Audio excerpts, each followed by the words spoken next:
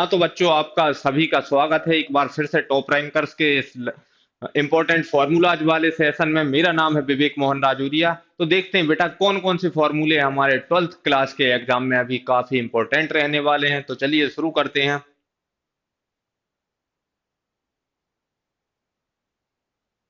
तो देखिए, ये फॉर्मूले दिए हुए हैं हमारे पास। पहला फॉर्मूला है Coulomb force between two point charges, जो कि इतना फोर्स लगता है, दो पॉइंट चार्ज Q1 Q2 दिए हुए हों तो इतना फोर्स इन दोनों के बीच में लगता है। नेक्स्ट फॉर्मूला हमारा है इलेक्ट्रिक फील्ड के लिए कि इलेक्ट्रिक फील्ड की स्ट्रेंथ अगर फोर्स पता है तो जिस चार्ज के कारण निकालना है तो उसे हम डिवाइड कर देते हैं आपके टेस्ट चार्ज से। ये हमारा इसी से इसे यहाँ ले जाएंगे तो F बराबर मिल जाता है QE। फिर देखते हैं हम नेक्स्ट फॉर्मूला हमारे कौन से दिए हुए हैं। नेक्स्ट फॉर्मूला देखिए, पॉइंट चार्ज के कारण इलेक्ट्रिक फील्ड, पॉइंट चार्ज के कारण पोटेंशियल, इलेक्ट्रिक फील्ड नीचे आर स्क्वायर दी हुई है और ये पोटेंशियल आर में दिया हुआ है। और यहाँ पर आया है क्या, अ, ये जो आपका यूनिट वेक्टर आया है, इस वजह से यूनिट वेक्टर यहाँ पर रहता है और यूनिट वेक्टर को रिप्लेस किया एक्चुअल वेक्टर से, तो नीचे आ जाता है आर स्क्वायर की जगह आर क्यूब का फैक्टर।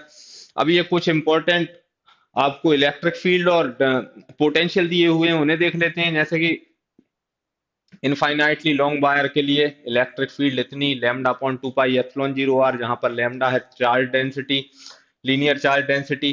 पोटेंशियल इसका इस तरह से निकल के आता है, लॉग वाला फैक्टर आता है इसके साथ। इसके अलावा infinite non conducting thin sheet के लिए ये आपकी मिल जाती है इलेक्ट्रिक फील्ड। और पोटेंशियल डिफरेंस, यहाँ पर पोटेंशियल डिफाइंड नहीं है इनके लिए, पोटेंशियल डिफरेंस डिफाइंड है कि एक पॉइंट से दूसरे पॉइंट तक आएंगे हम तब कितना पोटेंशियल डिफरेंस देखने को मिलेगा। ये आपका यूनिफॉर्मली चार्ज रिंग का फॉर्मूला है। रिंग की रेडियस अगर आपकी आर है तो उससे उसकी सेंटर से कुछ एक्स डिस्टेंस पे आपका कितना इलेक्ट्रिक फील्ड आएगी। और अगर हम एक्स बराबर 0 कर दें, मतलब सेंटर पे पहुंचते हैं, तो इलेक्ट्रिक फील्ड हमारी हो जाती है 0। इसके अलावा ये इसका पोटेंशियल दिया हुआ है। चलिए आगे बढ़ते हैं। नेक्स्ट हमारा फॉर्मूला दिया हुआ है इनफाइनाइटली लार्ज कंडक्टिंग शीट के कारण इलेक्ट्रिक फील्ड, जबकि उस पर charge density sigma areal charge density दी हुई है और इसके लिए भी पोटेंशियल डिफाइंड नहीं है। और potential difference minus sigma upon epsilon 0 r b minus r a, final position minus initial position. के अलावा यूनिफॉर्मली चार्ज हॉलो कंडक्टिंग और non conducting solid conducting sphere, इन सभी के लिए जो इलेक्ट्रिक फील्ड दी हुई है, अगर आर बड़ा है कैपिटल आर से, मतलब रेडियस से बाहर है, तो ये सेम फॉर्मूला आएगा।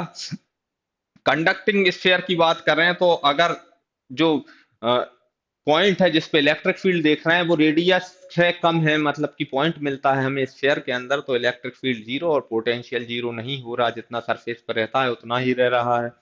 नेक्स्ट फॉर्मूला देख लेते हैं हम। ये uniformly charge solid non conducting sphere के लिए इंसुलेटिंग मटेरियल से जो बना हुआ है, वहां पर इलेक्ट्रिक फील्ड दी हुई है K/Q/R², जबकि आर बड़ा है कैपिटल आर से। और इसके अलावा ये इसका पोटेंशियल दिया हुआ है। ये इसी ये यहाँ पर अगर हम इस स्फीयर के अंदर जाते हैं तब आपका क्या इलेक्ट्रिक फील्ड मिलती है और तब आपका क्या पोटेंशियल मिलता है, इस चीज के फॉर्मूलेस यहाँ पर लिखे हुए हैं। चलिए नेक्स्ट स्लाइड पर देखते हैं कुछ और फॉर्मूलाज को। तो देखो, वर्क डन कितना होता है हमें पता है, वर्क डन होता है चार्ज इनटू पोटेंशियल डिफरेंस, तो ये यही फॉर्मूला लिखा हुआ है। और अगर ये पोटेंशियल डिफरेंस है तो किसी चार्ज की इलेक्ट्रोस्टैटिक पोटेंशियल एनर्जी कितनी होगी, ये इतना लिखा हुआ है। और बहुत सारा सिस्टम ऑफ चार्ज है तो पोटेंशियल एनर्जी एक स्केलर क्वांटिटी होती है, इस वजह से डायरेक्ट ऐड हो गई है। और एनर्जी डेंसिटी कैपेसिटर के लिए इलेक्ट्रोस्टैटिक एनर्जी जो स्टोर करता है, फॉर्मूला जाता है 1/2 epsilon 0 E square.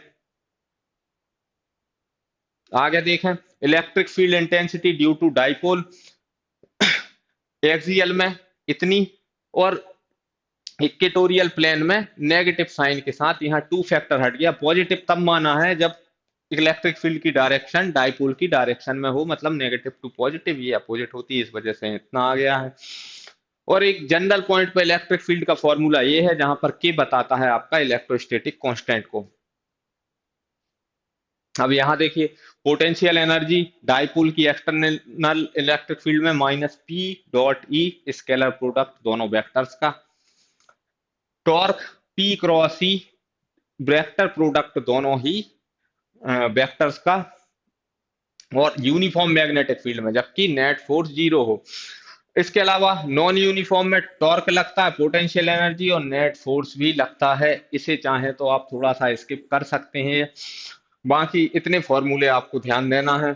Electric potential due to dipole at general point क्या होता है, P cos theta by 4 pi epsilon 0 R square, जहां पर कि अगर थीटा 0 डिग्री हो जाता है तब ये मैक्सिमम, मतलब कि डाइपोल की लेंथ के अलोंग ये मैक्सिमम है, और इक्वेटोरियल प्लेन पे ये हो जाएगा 0।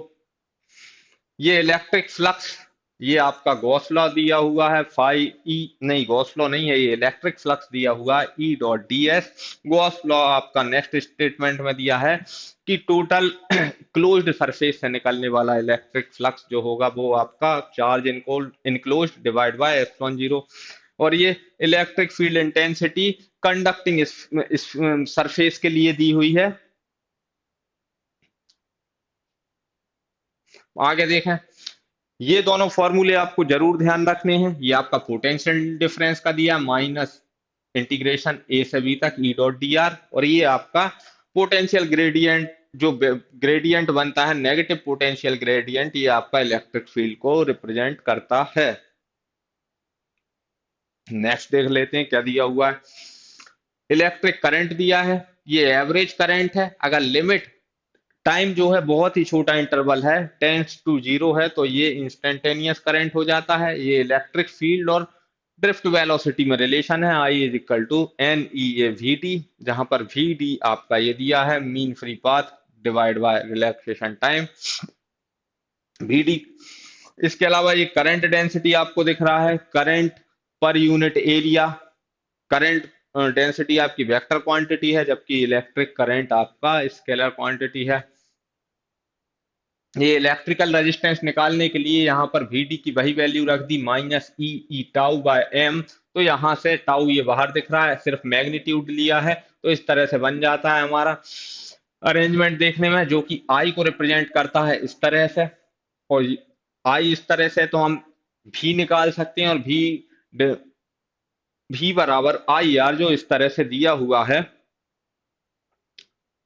भी बाय आर, ये आई बराबर भी डिवाइड बाय आर, भी बराबर आई आर। यहाँ से हम कंडक्टिविटी देख सकते हैं, रजिस्टिविटी देख सकते हैं। जो इतना पोर्शन है ये कंडक्टिविटी को शो कर रहा है, तो इसका अपोजिट ये रजिस्टिविटी हो जाता है। ये है आपका कंडक्टिविटी। ये ओम्स लॉ दिया हुआ है कि V equal to I R. ये सब बेसिक बेसिक सी चीजें हैं। अब लास्ट टाइम के लिए ये जो फॉर्मूला वाली सीट है आपको काफी हेल्प करने वाली है। कई आपके एमसीक्यूज में डायरेक्ट पूछ लिए जाएंगे, कहीं पर हो सकता है कोई ऐसा क्वेश्चन आप थोड़ा सा फॉर्मूला मिस कर गए, नहीं तो वो आपसे बन जाता है, इसलिए इसे ध्यान से देखिए सारी चीजों को। ये electrical power P equal to v I, ये किस तरह से निकल के आता है, W इक्वल टू क्यू भी होता है, दोनों तरफ हम डिफ्रेंशिएट कर देते हैं, तो work done divide by time हो जाता है आपका पावर, और इस तरफ क्यू बाय टी हो जाता है आई, एनर्जी। पावर इनटू टाइम आपका एनर्जी हो जाएगा। इसके अलावा यहाँ पर ये जो दिया हुआ है पावर का दूसरा फॉर्मूला, वी आई में V equal to I R रखा तो एक फॉर्मूला मिला, और I बराबर V बाय आर लिखा तो हमें दूसरा फॉर्मूला देखने को मिला।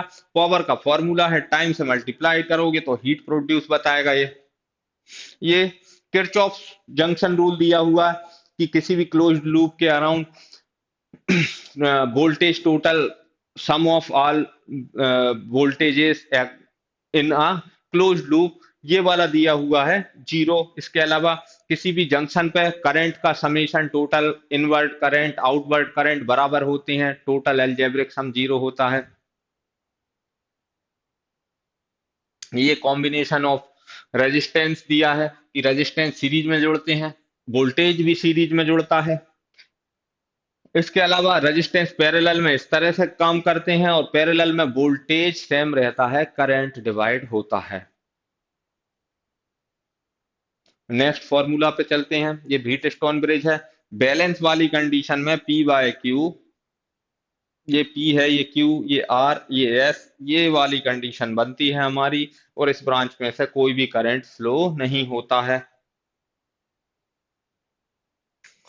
ये आपका कॉम्बिनेशन ऑफ सेल्स है। पहला वाला बता रहा है आपका सेल सीरीज में किस तरह से जोड़ते हैं, तो डायरेक्ट एडिशन होता है अगर पोलैरिटी सेम है, और अगर पोलैरिटी अपोजिट है तो बड़े वाले में से छोटे वाले को घटा देते हैं हम। सेल का इंटरनल रेजिस्टेंस डायरेक्ट ऐड होता है सीरीज में। सेल पैरेलल में इस तरह से ऐड होते हैं, epsilon 1/R1 plus epsilon 2/R2। अगर किसी सेल की पोलैरिटी अपोजिट दी हुई है तो उसे माइनस लेना है। नीचे वाली जगह पर कोई भी अंतर नहीं आएगा, सेल की पोलैरिटी से इस पर कोई भी फर्क नहीं पड़ता। और इंटरनल रेजिस्टेंस पैरेलल में सेल जुड़े हैं तो इनका इंटरनल रेजिस्टेंस भी पैरेलल में जुड़ा हुआ है, जो कि ये फॉर्मूला शो कर रहा है। अब देखते हैं हम, अब हमारे पास कैपेसिटेंस से रिलेटेड कुछ फॉर्मूले आए हुए हैं। तो ये चार्ज प्रोपोर्शनल होता है वोल्टेज के, और इसी को हटाने पे हमें ये कैपेसिटेंस का सी सिंबल, कैपेसिटर का सिंबल देखने को मिलता है। कैपेसिटर को इस तरह से रिप्रेजेंट करते हैं हम। कैपेसिटर इलेक्ट्रिकल एनर्जी को स्टोर करता है 1/2 CV²। अब यहाँ से इस फॉर्मूले के बेस पे ये दोनों फार्मूले बनाए जा सकते हैं। किस तरह से, सी की जगह Q/V रख लीजिए तो एक फॉर्मूला ये बन जाएगा। यहाँ पर V की जगह Q/C रख लीजिए तो एक फॉर्मूला यहाँ से बन जाता है हमारा। ये एनर्जी डेंसिटी का फॉर्मूला है। यहाँ पर एनर्जी डेंसिटी का फॉर्मूला हमें ये दिख रहा है। और ये पैरेलल प्लेट कैपेसिटर ε0 A/d, और K है डाइलेक्ट्रिक कांस्टेंट। अगर कोई डाइलेक्ट्रिक कांस्टेंट का मटेरियल कैपेसिटर की प्लेट्स के बीच में है तो इतना बनता है। D वहां पर दोनों प्लेट्स के बीच की, D बेटा यहाँ पर दोनों प्लेट्स के बीच की डिस्टेंस है, और A है area of plates of capacitors. अब देखिए, जब कैपेसिटर्स को आपस में जोड़ा गया तो दोनों कैपेसिटर में से चार्ज का फ्लो होता है, ज्यादा पोटेंशियल से कम पोटेंशियल की तरफ चार्ज का फ्लो होता है। कब तक होता है, जब तक कॉमन पोटेंशियल नहीं हो जाता। तो ये कॉमन पोटेंशियल का फॉर्मूला दिया है इनिशियल चार्ज पहले वाले पे, Q बराबर होता है C1V1 plus C2V2 divide by total capacitance. Total charge by total capacitance voltage को डिनोट करता है। तो वोल्टेज जैसे ही निकल के आ जाता है तो बाद में हम चार्ज भी निकाल सकते हैं। अलग अलग कैपेसिटर पे क्या चार्ज आया होगा, जैसे इस पे Q1 डैश आया, इस पे Q2 डैश आया। Q1 डैश कितना रहेगा, C1। कैपेसिटी चेंज हुई नहीं है, बस वोल्टेज चेंज हुआ है भी, इस तरह से रख दिया तो ये हमारा फॉर्मूला बन जाता है। हम नेक्स्ट देखते हैं, कॉम्बिनेशन ऑफ कैपेसिटर। तो कैपेसिटर बेटा सीरीज में रेसिप्रोकल होके ऐड होता है और पैरेलल में डायरेक्ट ऐड होता है। तो यहाँ पर सीरीज में देखिए रेसिप्रोकल होके ऐड हो रहा है और पैरेलल में डायरेक्ट ऐड हो रहा है ये। इसके अलावा ये दिया है आपका अल्टरनेटिंग करंट का root mean square value of alternating current under root, जो भी वैल्यू दी हुई है करंट का, आई जैसे कि अल्टरनेटिव करंट को हम रिप्रेजेंट करते हैं I = I0 sin ω t, उसका स्क्वायर डी, और इसका इंटीग्रेशन टाइम के रेस्पेक्ट में और डिवाइड बाय जो भी टाइम पीरियड हम देख रहे हैं। और ये एवरेज पावर कंज्यूम कितनी आती है, 1/2 VmIm cos φ, जहां पर cos φ है आपका पावर फैक्टर। या फिर ये पीक वैल्यू लिखी हुई, पीक वैल्यू की जगह हम IRMS वैल्यू लेते तो हम इस तरह से लिखते थे।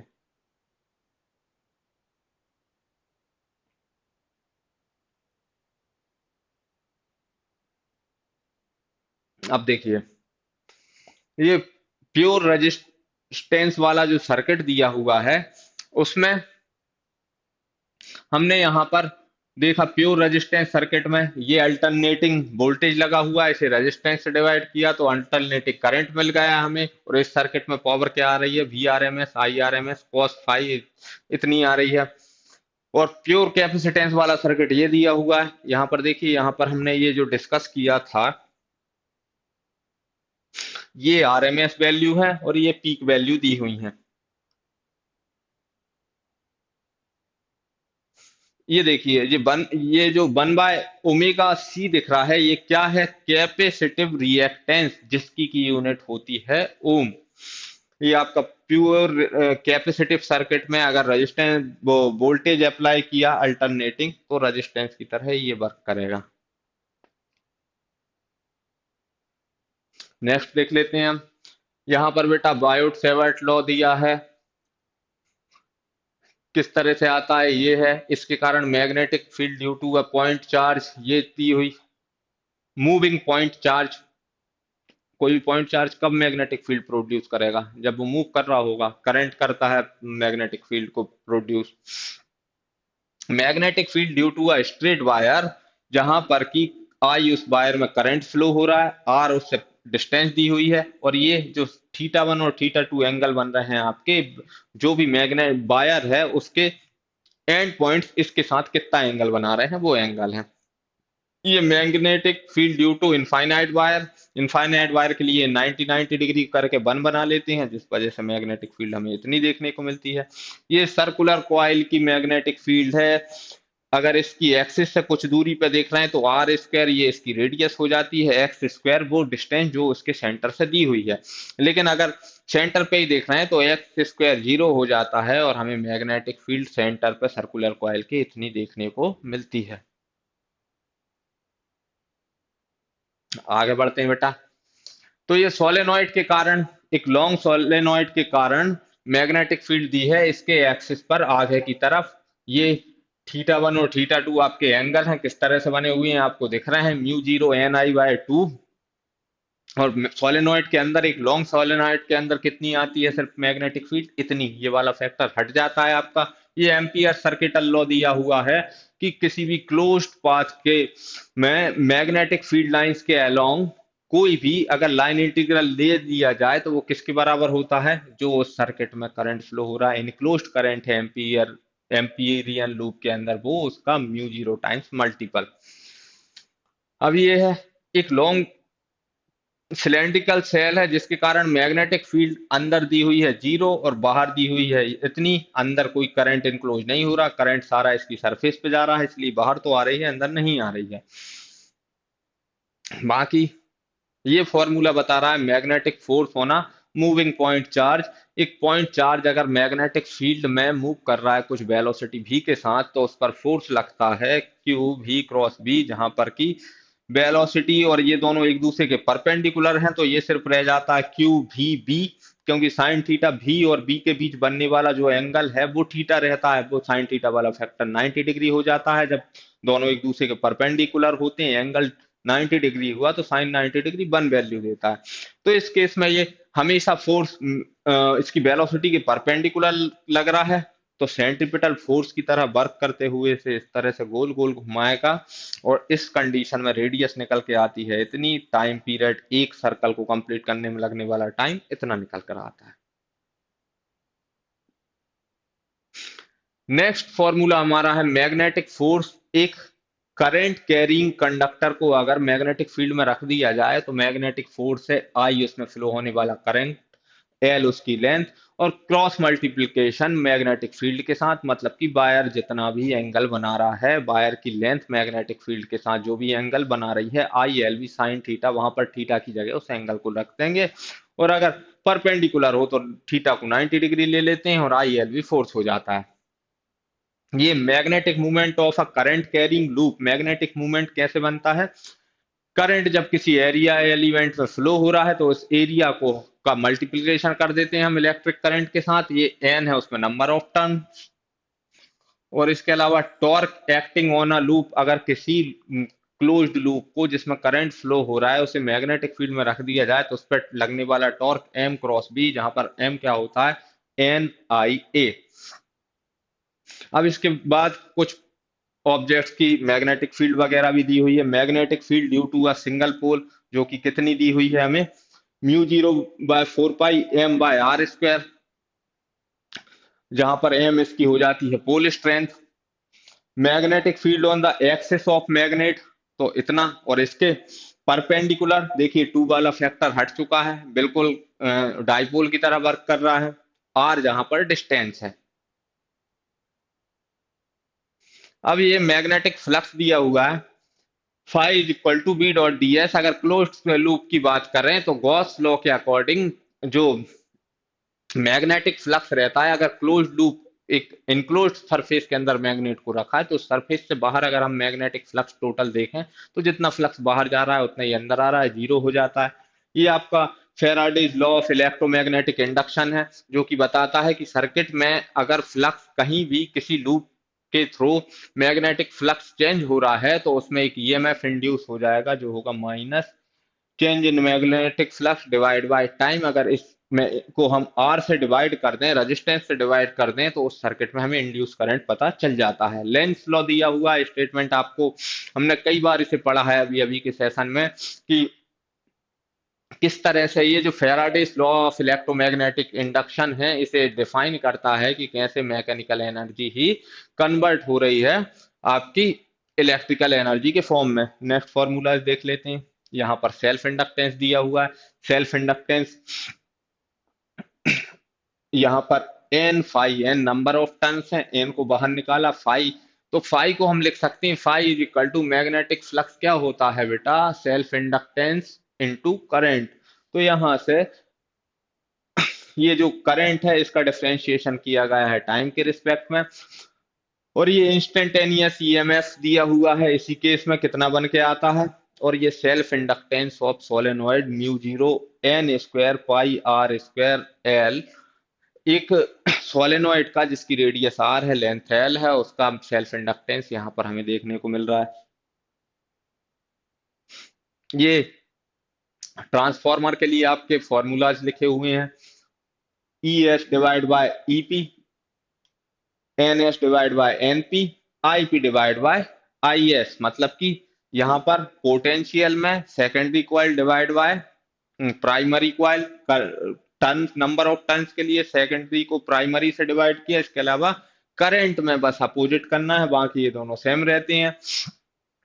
कंडीशन बताइए step up step down transformer के लिए कि सेकेंडरी में ज्यादा टर्न्स प्राइमरी से तो किस तरह से ये स्टेप अप ट्रांसफार्मर बन जाता है, इसकी अपोजिट कंडीशन में स्टेप अप डाउन ट्रांसफार्मर बन जाता है। और ये एलसी ऑक्सीडेशन कितनी होती है एलसी सर्किट के through, omega square is equal to 1/LC। यहाँ पर रिफ्रैक्शन ऑफ लाइट, यहाँ पर रिफ्रैक्टिव इंडेक्स को डिफाइन किया है कि speed of light in vacuum divide by in that medium, ये टर्म बताती है उस मीडियम के रिफ्रैक्टिव इंडेक्स को। और ये है law of refraction, Snell's law of reflection, कि इंसिडेंट रे का साइन डिवाइड बाय रिफ्रैक्टेड रे का साइन बराबर होता है किसी पेयर के लिए, दो मीडियम के पेयर के लिए, जो कि किसके बराबर होता है, सेकंड मीडियम का refractive index with respect to first. तो इसी फॉर्मूले को लिखा है, सेकंड मीडियम का refractive index divide by first medium का रिफ्रैक्टिव इंडेक्स। इसे हम किस तरह से लिख सकते हैं, ये होता है सी बाय वी टू, ये होता है सी बाय वी वन, तो ये अपोजिट होकर इस तरह से बन जाता है v one by v two. Velocity of light आ गई इन मीडियम्स में, तो वेलोसिटी में बनती है आपकी फ्रीक्वेंसी इंटू वेवलेंथ। फ्रीक्वेंसी हर मीडियम में लाइट की सेम रहती है, तो फ्रीक्वेंसी से फ्रीक्वेंसी कैंसिल, और वेवलेंथ का रेशो यहाँ पर हमें देखने को मिलता है। अपेरेंट डेप्थ का फॉर्मूला दिया हुआ है कि कोई डूबी हुई छड़ किस की हाइट में जो चेंज देखने को वो मिलता है, वो अपेरेंट शिफ्ट कितनी होती है, ये फॉर्मूला दिया हुआ है। जिस मीडियम में डूबी हुई है जैसे पानी में, तो उसका रिफ्रैक्टिव इंडेक्स ले लीजिए 1.33। यहाँ पर क्रिटिकल एंगल को डिफाइन किया है फुल इंटरनल रिफ्लेक्शन की कंडीशन के लिए, कि किस तरह से जब डेंसर मीडियम से लाइट रे रेयरर मीडियम में जा रही है तो जो फुल इंटरनल रिफ्लेक्शन होता है वो किस एंगल पे हो रहा है, जो एंगल इंसिडेंट एंगल है जिस पे की लाइट रे दूसरे मीडियम में जाना बंद कर देती है, उसे हम बोलते हैं क्रिटिकल एंगल। ये प्रिज्म का दिया हुआ है। यहाँ पर देखिए, ये जो डेल बता रहा है ये काय का सिंबल है, ये बता रहा है आपका डेविएशन को, कि ये इंसिडेंट रे जा रही है, अगर ये नहीं होता तो ये इस तरह से चली जाती, इमरजेंट रे इस तरह से है। पीछे बढ़ा के देखा तो इन दोनों के बीच जो डिफरेंस आ रहा है, जो एंगुलर डिफरेंस आ रहा है, इसी को हम बोलते हैं डेविएशन। ये किसके बराबर होता है, i angle of incidence plus angle of emergent minus angle of prism. Angle of prism, prism ऐसा रखा है तो बेस के सामने वाला एंगल रहेगा एंगल ऑफ प्रिज्म। अब ये मिनिमम डेविएशन की कंडीशन बन रही है यहाँ पर। इससे पहले अगर प्रिज्म के इंसिडेंट लाइट दो दो एंगल के पेयर के लिए एक जैसी वैल्यू दे रही, लेकिन मिनिमम डेविएशन के करस्पॉन्डिंग एक ही एंगल है। मिनिमम डेविएशन के का फॉर्मूला भी दिया हुआ है, refractive index of glass of prism -1, और ये ब्रैकेट के बाहर ए एंगल ऑफ प्रिज्म। अब ये रिफ्रैक्शन एट स्फेरिकल सरफेसेस बताया गया है, जहां पे N2 N1 ग्लास और दूसरा जो पास में मीडियम है एयर है उसका रिफ्रैक्टिव इंडेक्स हमें लेना है। और जो भी स्फेरिकल सरफेस है उसकी रेडियस ऑफ कर्वेचर क्या आ रही है, यू ऑब्जेक्ट की डिस्टेंस है और वी इमेज की डिस्टेंस है। इसी का इस्तेमाल करते हुए ये लेंस फॉर्मूला बन जाता है हमारा, जहां पर दोनों सरफेस की अलग अलग रेडियस दी हुई है। और थिन लेंस के लिए फॉर्मूला अब हमें देखने को मिलेगा। तो थिन लेंस के लिए ये फॉर्मूला हमारा निकल के आ जाता है। कॉम्बिनेशन ऑफ लेंस किस तरह से होता है कि फोकल लेंथ कॉम्बिनेशन में हमेशा रेसिप्रोकल होके ऐड होती है और पावर डायरेक्ट ऐड होती है। अब ये कंपाउंड माइक्रोस्कोप और टेलीस्कोप, इन दोनों से रिलेटेड फॉर्मूला, मैग्निफिकेशन के फॉर्मूला तीनों दिए हुए हैं। इसी तरह ये इसके फॉर्मूला दिए हुए हैं एस्ट्रोनॉमिकल टेलीस्कोप के। लेंथ ऑफ माइक्रोस्कोप, ट्यूब की लेंथ बताई गई है, किस तरह से हम अलग अलग फॉर्मूले के करस्पॉन्डिंग निकाल सकते हैं। चलिए फिर आगे बढ़ते हैं, नेक्स्ट फॉर्मूला उसको देख लेते हैं। ये आपका मॉडर्न फिजिक्स वाला पोर्शन स्टार्ट हो गया है। फोटो इलेक्ट्रिक इफेक्ट यहाँ पर हमें देखने को मिल रहा है। तो वर्क फंक्शन क्या होता है, एक तरह की एनर्जी जितनी मैटर को चाहिए, मेटल की सरफेस को चाहिए अ, उसमें से इलेक्ट्रॉन को बाहर निकालने के लिए। ये आपकी थ्रेशोल्ड फ्रीक्वेंसी, थ्रेशोल्ड वेवलेंथ, इससे ज्यादा फ्रीक्वेंसी पे निकलेगा और इससे कम वेवलेंथ की लाइट इंसिडेंट होगी तब निकलेगा। ये आपका डिफाइन किया गया है स्टॉपिंग पोटेंशियल को, कि जो इलेक्ट्रॉन निकल के आ रहे हैं अलग अलग वेलोसिटीज के साथ, तो जो मैक्सिमम वेलोसिटी का इलेक्ट्रॉन है जिसके करस्पॉन्डिंग मैक्सिमम काइनेटिक एनर्जी है, उस काइनेटिक एनर्जी के इलेक्ट्रॉन को भी जो है वहां से नहीं, सरफेस से नहीं निकल पाए, उसके करस्पॉन्डिंग पोटेंशियल को हम बोलते हैं स्टॉपिंग पोटेंशियल। ये इंटेंसिटी ऑफ लाइट का formula I = 1/0 epsilon 0 permittivity of vacuum, e दिया है आपका electric field, c speed of light, और ये मोमेंटम ऑफ वन फोटोन को बताया गया है h/λ। और इसके अलावा आइंस्टीन इक्वेशन, इतनी एनर्जी का फोटोन आ रहा है तो वर्क फंक्शन कुछ एनर्जी मेटल ले लेगी और जितनी बची एनर्जी वो हो जाती है काइनेटिक एनर्जी। इसके अलावा ये डी ब्रोगली वेवलेंथ, जो मैटर वेव्स बनती हैं उसकी वेवलेंथ कैसे निकालते हैं हम, h/मोमेंटम, h होता है आपका प्लैंक्स कांस्टेंट, यहीं से एटॉमिक स्टार्ट हो जाती है। रेडियस का फॉर्मूला ये याद रखना, ये फॉर्मूलों में जरूर आप कंफ्यूज हो सकते हैं, उन्हें ध्यान से याद रखना।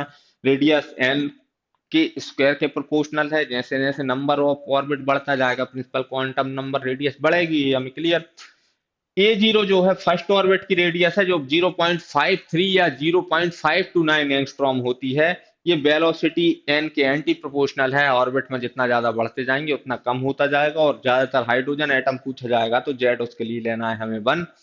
एनर्जी nth ऑर्बिट में इस तरह से लेंगे, E1 Z² / n²। Hydrogen atom की बात होती तो ये हो जाता है 1। E1 कितनी दी है, -13.6 इलेक्ट्रॉन वोल्ट। इसके अलावा जब एक ऑर्बिट से दूसरी जगह पर इलेक्ट्रॉन ट्रांजिट कर रहा है, तब इस केस में वापस जब इलेक्ट्रॉन हायर ऑर्बिट से लोअर ऑर्बिट में आएगा तो वो जो फोटोन को रिलीज करेगा तो उनकी वेवलेंथ किस तरह से आएगी ये दिया हुआ है। n = 1 पे अगर आ रही है बाहर से तो वो लाइमन सीरीज बनती है। इसके अलावा n = 2 पर आता है तो बाल्मर सीरीज। इसके अलावा ये पास्चन, ब्रैकेट और Pfund. N is equal to 1 पे 2 से भी आ सकता है, 3 4 कहीं से भी, बस 1 याद रखना है। जब अगर फर्स्ट और बिट तक आ रहा है इलेक्ट्रॉन तो लाइमन सीरीज, 2 पे आ रहा है बामर, बामर सीरीज याद रखना है कि ये विजिबल रेंज में पाई जाती है और सबसे पहले इसी की खोज की गई थी। इसके अलावा ये आपके न्यूक्लियर फिजिक्स के फॉर्मूलाज दिए हुए हैं कि रेडियस हम कैसे निकालते हैं किसी भी न्यूक्लियस की। आर जीरो जो कि कांस्टेंट होता है 1.1 इंटू 10⁻⁻15 मीटर, कहीं कहीं 1.2 भी दिया रहता है, मल्टीप्लाइड बाय ए, उसका जो मास नंबर है उसके उसकी पावर 1/3 कर दीजिए। अल्फा डिके आपका बताया हुआ है किस तरह कोई radio active substance alpha decay करता है, इसमें से एक अल्फा पार्टिकल निकल जाता है तो एक चार कम हो जाता है, जेड टू कम हो जाता है। बाकी क्यू वैल्यू ऑफ एनर्जी दी हुई है कि कितनी एनर्जी के साथ ये अल्फा डिके होना चाहिए। बीटा माइनस बीटा डिके को भी आपको समझाया है कि जब प्रोटॉन बढ़ता है तो एक पॉजिट्रॉन आप इलेक्ट्रॉन आपका निकल रहा होगा, और जब एक प्रोटॉन कम होता है तो एक पॉजिट्रॉन निकलता है, और ये क्यू वैल्यू दी हुई है आपकी एनर्जी के लिए। ये फिर वेव ऑप्टिक्स, जब दो वेव इंटरफेरेंस कर रही हूं तो इनकी रिजल्टेंट इंटेंसिटी, और जो इंटेंसिटी होती है बेटा एम्पलीट्यूड के स्क्वायर के प्रोपोर्शनल होती है। मैक्सिमम इंटेंसिटी मिनिमम इंटेंसिटी दोनों के फॉर्मूलाज दिए हुए हैं।